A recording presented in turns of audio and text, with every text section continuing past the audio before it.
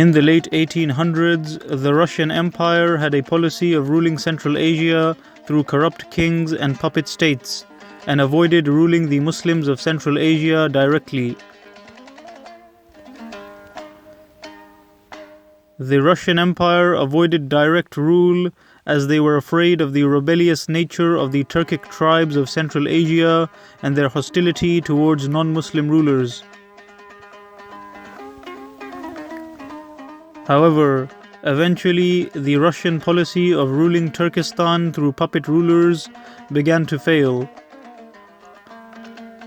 Tyrannical Russian-backed Khans began to be overthrown by rebels who had had enough of being oppressed and marginalized.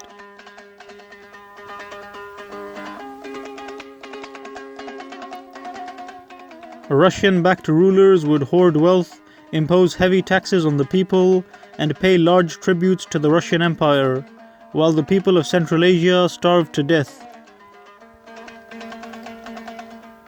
It was not long before rebellions broke out all across Central Asia. Russian puppet states such as the Emirate of Bukhara and the Khanate of Kokand began to collapse from within, and their rulers began to flee and seek the protection of the Russian Empire.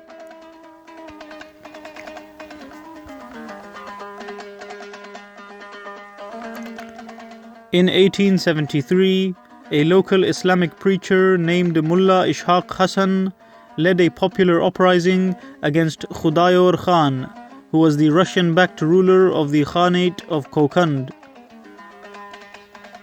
This rebellion was so large that it forced Khudayar Khan to flee the Khanate and seek Russian protection. The uprising started in 1873 in response to the repression of the Kyrgyz tribes in the Fergana Valley and sharp increases in taxation.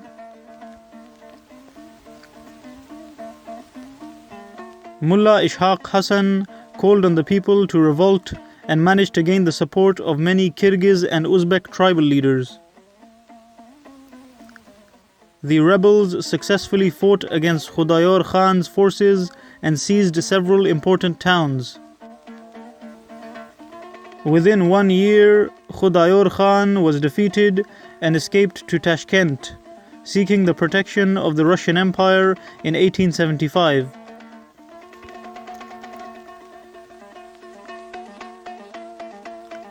After the collapse of their puppet state, the Russian Empire launched a full-scale invasion into Kokand in order to crush the rebellion.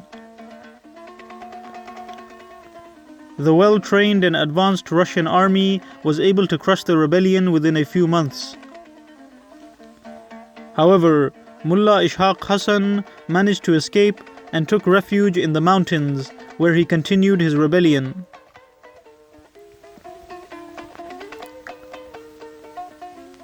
In 1875, the Russians installed another puppet king known as Nasruddin Khan onto the throne. After spending several months in the mountains, Mulla Ishaq Hassan returned with an even larger army of 7,000 warriors. He called on the people to wage a holy war against the Russian Empire. Within a few weeks, Mulla Hassan was able to overthrow the new Russian-backed king and forced him to flee the state. After removing the second Russian-backed king, Mulla Ishaq Hassan was proclaimed as the new leader of the Khanate of Kokand.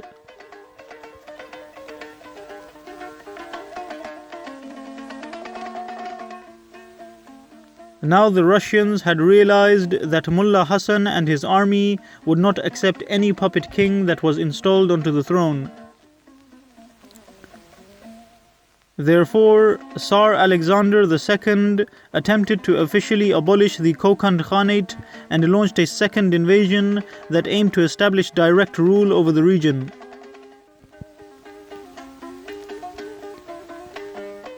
The Russian army, led by General Mikhail Skobelev, faced fierce resistance from the tribal army of Mulla Ishaq Hassan, who once again retreated into the mountains and conducted ambushes and hit-and-run attacks against the Russian army.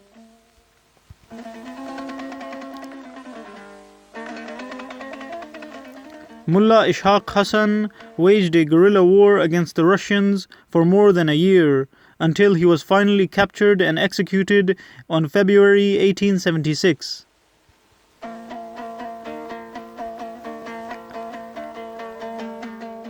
After defeating the rebels, the Russian army massacred thousands of civilians and looted the capital. The Russian authorities abolished the Khanate of Kokand on 19th February 1876.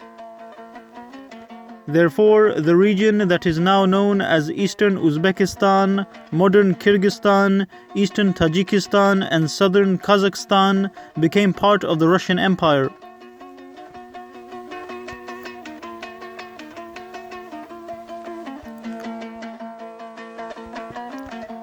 After his death in 1876, Mulla Ishaq Hassan became an inspiration to oppressed people all across Central Asia, and his heroic rebellion inspired many others to rebel. In the year 1885, a Tajik farmer known as Abdul Vos led a massive revolt against the Russian-backed Emir of Bukhara. This rebellion was identical to the rebellion of Mulla Hassan, as it caused the Emir of Bukhara to appeal to the Russians who invaded Bukhara and established direct rule over the people.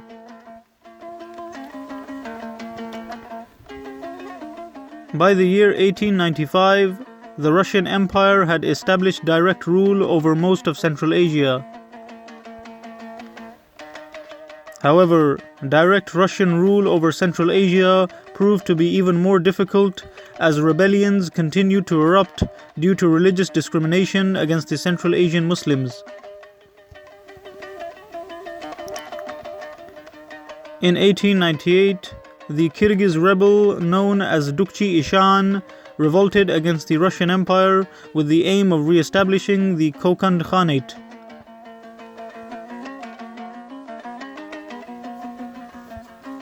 Rebellions continued into the 1900s, and in the year 1916, the Muslims of Central Asia launched a massive rebellion that completely liberated the entire region from the rule of the Russian Empire. When the Soviets came to power in 1917, they established autonomous Central Asian provinces and reverted back to the strategy of ruling Central Asia through local puppet rulers.